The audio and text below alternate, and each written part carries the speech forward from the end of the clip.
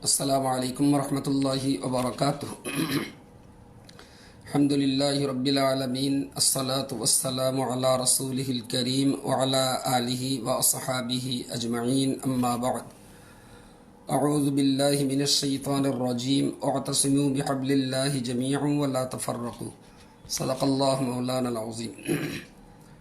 আল্লাহ পাকের শুকরিয়া, প্রিয় রাসূল সাল্লাল্লাহু আলাইহি ওয়াসাল্লামের প্রতি দরুদ ও সালাম জানিয়ে দেশবাসীর অবগতির উদ্দেশ্যে এবং সজাগ ও সচেতন হওয়ার উদ্দেশ্যে আমি ওয়াকফ সংশোধনী বিল 2024 নিয়ে ছোট্ট দুটো কথা আপনাদের সামনে উপস্থাপন করার জন্যে আজকে ক্যামেরার সামনে আসা। প্রথমতই বলে রাখি, ওয়াকফ সম্পত্তি হলো আল্লাহ সন্তুষ্টির উদ্দেশ্যে ইমানদার মুসলমানদের দান করা সম্পত্তি, যা সমাজের বিভিন্ন স্তরের গরিব মানুষ এই ওয়াকফ সম্পত্তির উপরেই অনেক মানুষ সুফল ভোগ করছেন। এবং শুধু এইটাই নয়, বরং যারা এই সম্পত্তি দান করে গেছেন তারা সবাই সাদগায়ে জারিয়ার হকদার। তারা যতদিন বেঁচে আছেন বা বেঁচে ছিলেন সওয়াব পাবেন, এবং মরার পরেও তারা এই দানের জন্য সওয়াব পেতে থাকবেন।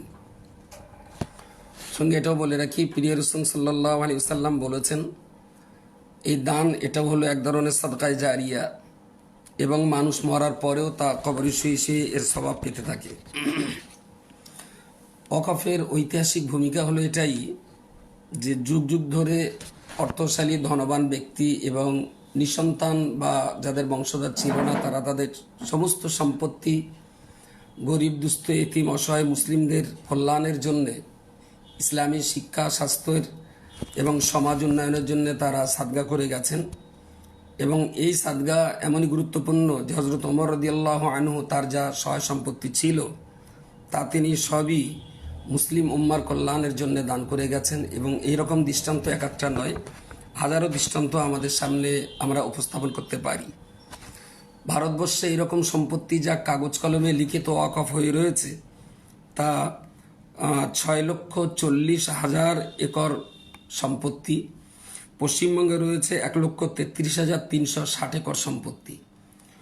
তো এই বিরাট সম্পত্তি যেগুলো রয়েছে মুসলিমদের কল্যাণের জন্য, শিক্ষার জন্য, উন্নয়নের জন্য, স্বাস্থ্যের জন্য ব্যয় হওয়া উচিত। এবং এই উদ্দেশ্যেই এই সম্পত্তিগুলো আমাদের পূর্বপুরুষরা দান করে গেছেন।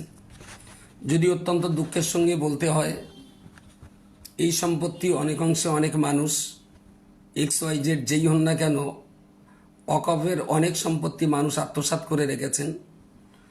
তো সরকারের যেখানে উচিত ছিল যে সম্পত্তিগুলো বেদখল হয়ে আছে সেগুলো উদ্ধার করে যে উদ্দেশ্যে যারা দান করে গেছেন সেই উদ্দেশ্যে ব্যয় করা, সেই সম্পত্তিগুলো উদ্ধার না করে বরং পুরো ব্যাপারটাই সরকার নিজের করায়ত্ত রেখে দেশের মাঝখানে একটা ডিভাইডেশন, সবসময় হিন্দু মুসলমানের মাঝখানে একটা ডিভাইড করে তারা ক্ষমতায় টিকে থাকতে চাইছে।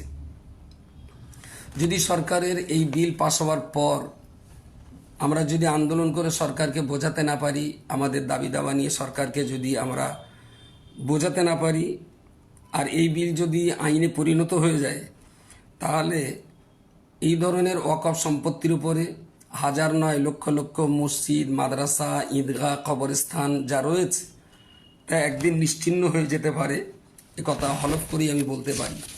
সুতরাং এই প্রসঙ্গে এখন আমাদের করণীয় দায়িত্ব এবং কর্তব্য কী, যেটা আমরা সংবাদ মাধ্যমে দেখছি যে দিল্লির গভর্নমেন্ট চাইছেন ওয়াকফের সম্পত্তিগুলো সরকারের দায়িত্ব নিয়ে গরিব মুসলিমদের মাঝখানে বিতরণ করে মুসলিমদের উন্নয়ন ঘটানো। আমি ছোট করে যদি একটা কথা বলতে চাই, যে দেশের নাগরিক হিসাবে মুসলমানদের যদি উন্নয়ন করতেই হয় তাহলে এটা সরকারের দায়িত্ব।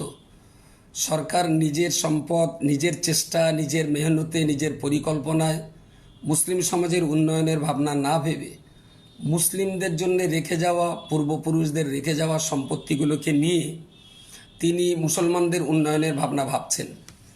তাই যদি হয়ে থাকে, এক্ষুনি তো হিন্দু ভাইদের পক্ষ থেকে একটা দাবি উঠে আসা উচিত যে সরকার তো কোনো জাতির হয় না, কোনো গোষ্ঠীর হয় না, সরকার হয় দেশের জনগণের। সরকার হলো দেশের সব শ্রেণীর মানুষের সরকার। তাহলে মুসলমানদের যদি উন্নয়নের জন্য ওয়াকফ সম্পত্তি নিয়ে যদি মুসলমানদের উন্নতি করতে হয়, তাহলে এখন যদি হিন্দু ভাইয়ের এই প্রশ্ন তোলেন, দেবোত্তর ট্রাস্টের অধীনে কোটি কোটি টাকার সম্পত্তি রয়েছে, পুরী থেকে নিয়ে তিরুপতি হাজারো এমন মন্দির রয়েছে, যে সমস্ত মন্দিরের অঢল সম্পদ রয়েছে, এবং সেই সমস্ত সম্পদগুলো মুষ্টিমেয় কিছু পুরোহিত এবং মন্দির কর্তৃপক্ষ তারাই ভোগ দখল করছেন। দেশের বৃহত্তর হিন্দু জনগোষ্ঠী যদি এখন আওয়াজ তোলেন, এবং আমি মনে করি তাদেরও আওয়াজ তোলা উচিত, যে মুসলমানদের উন্নয়নের জন্য যদি অকপ সম্পত্তি কেড়ে নিয়ে মুসলমানদেরকে ভাগ করার পরিকল্পনা নেওয়া হয়, তাহলে হিন্দু ভাইরা যদি এখন দাবি করেন যে হিন্দু মন্দিরগুলোতে পুরী জগন্নাথ দেব এবং তিরুপতি বা আরও হাজারো মন্দিরে যে সমস্ত সম্পদ আছে সেইগুলো উদ্ধার করে গরিব হিন্দুদের মাঝখানে এটা বিতরণ করে দেওয়া হোক। হিন্দু ভাইরা যদি এই দাবি তোলেন, এবং আমি মনে করি হিন্দু ভাইদের এই দাবি তোলা উচিত, তাহলে সরকার কি ভূমিকা পালন করবেন? তাহলে সরকার তো মুসলমানদের কল্যাণের জন্য নয়, সরকার তো এই দেশের মানুষের কল্যাণের জন্য। তাহলে সরকার যে পদ্ধতি অবলম্বন করে মুসলিমদের কল্যাণ করতে চাইছেন, ঠিক সেই পদ্ধতি অবলম্বন করে হিন্দু ভাইদের কল্যাণ করতে চাইছেন না কেন? তাহলে আমার কি বলতে হবে, ডাল মে কুচ কালা হয়। আমি আবার বলছি, যদি সত্যিই উন্নয়নের চিন্তা ভাবনা থেকে থাকে, তাহলে গভর্নমেন্ট নিত্য নতুন পরিকল্পনা করে এদেশের ক্ষুধার্ত মানুষ, অসহায় মানুষদের উন্নয়নের পরিকল্পনা করুন। আমার পকেটের টাকা, ডান পকেটের টাকা বার করে বাম পকেটে ঢুকিয়ে দিয়ে কখন একটা জাতিকে উন্নয়ন করা যায় না। সম্পত্তিগুলো উদ্ধার করা হোক, এবং ওয়াকফ বোর্ডে যেভাবে ছিল সেইভাবে রেখে দিয়েই মুসলিমদের শিক্ষা স্বাস্থ্যের উন্নয়নের পিছনে ওয়াকফ বোর্ডের মধ্য দিয়ে তা খরচ করা হোক। হ্যাঁ, কেউ যদি আত্মসাৎ করে থাকে, তাহলে নিশ্চয়ই সেগুলো উদ্ধার করার দায়িত্ব গভর্নমেন্টের রয়েছে। সেগুলো উদ্ধার করে সেগুলো যাতে ঠিকঠাক মতো ইউটিলাইজ হয় তার সহজ করে দেওয়া, সে কাজ না করে সরকার চাইছেন পুরোটাই নিজেদের দায়িত্বে নিয়ে নেওয়ার জন্যে, এবং এর ভবিষ্যৎ পরিণতি কত যে খারাপ তা আমরা হাড়ে হাড়ে উপলব্ধি করতে পারছি। আজই আমরা বিভিন্ন মিডিয়াতে দেখেছি উত্তরপ্রদেশে 20 একর জমি, তার মানে 60 বিঘে জমির এক প্রাচীন কবরস্থানে বুলডোজার চালিয়ে ধ্বংস করে দেওয়া হয়েছে। তাহলে আগামী দিন আমাদের বাপ ঠাকুর দাদা পূর্বপুরুষদের কবরগুলোকে বুলডোজার চালিয়ে ধ্বংস করে দেওয়া, আমরা কি তার অপেক্ষায় থাকবো? ঠিক এই পরিস্থিতিতে আমি দেশের সম্প্রীতি এবং সমমনোভাবাপন্ন হিন্দু, মুসলিম, জৈন, খ্রিস্টান সকল সম্প্রদায়ের মানুষকে এগিয়ে আসার জন্য অনুরোধ করছি। যে জাতির কল্যাণের জন্য যে সম্পত্তি মন্দিরের জন্য দান করা হয়েছে, সে সম্পত্তি মন্দিরের এবং দেবদেবীর উপাসনা করার জন্যই সেটা বজায় রাখা হোক। যে সম্পদ মুসলমানদের মসজিদ, মাদ্রাসা, ঈদগাহ, কবরস্থানের জন্য পূর্বপুরুষরা দান করে গেছেন, তাদের সঙ্গে বিশ্বাসঘাতকতা করে, তাদের সেই কর্মের সঙ্গে বিশ্বাসঘাতকতা করে সেই সম্পত্তি কেড়ে নেওয়া, মৃত মানুষদের সঙ্গে বিশ্বাসঘাত করার এক চরম পরিণতি এই সরকারকে হয়তো একদিন ভোগ করতে হবে। সুতরাং যাদের জন্য যা ছিল, অকপ সম্পত্তি, দান করে যাওয়া সম্পত্তি হিন্দুদের জন্য সেটা হিন্দুদেরই থাক, মুসলমানদের জন্য যেটা আছে সেটা মুসলমানদেরই থাক। এই চরম পরিস্থিতিতে আমাদের কি করণীয় এবং কর্তব্য বলে মনে করি? আমি একজন সাধারণ, কয়েকটা স্কুল, মাদ্রাসা, শিক্ষা প্রতিষ্ঠান নিয়ে আমি পড়ে থাকা সাধারণ মানুষ। আমি দেশের আইন সম্পর্কে সব কিছুই আমি জানি না।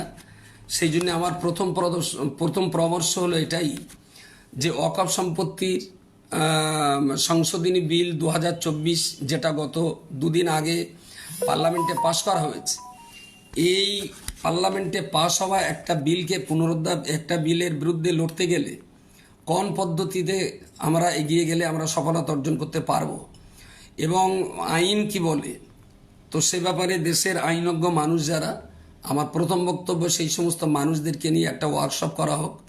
পশ্চিমবঙ্গের বিভিন্ন সংগঠনের শিক্ষিত, বুদ্ধিজীবী, সমাজসেবী মানুষদেরকে নিয়ে একেবারেই রুদ্ধদ্বার একটা বৈঠক করে আমরা আন্দোলনের একটা রুটম্যাপ তৈরি করি, একটা প্রোগ্রাম, পরিকল্পনা তৈরি করি। সেই পরিকল্পনা মাফিক গোটা দেশ জুড়ে আমরা আন্দোলন করতে পারি, সেই রকম একটা জায়গা তৈরি করা হোক। দ্বিতীয়ত, এই প্রোগ্রাম এবং পরিকল্পনা অনুযায়ী দেশ জুড়ে আমরা যাতে আন্দোলন করতে পারি, এবং আমাদের আন্দোলন হবে অত্যন্ত শান্তশিষ্ট।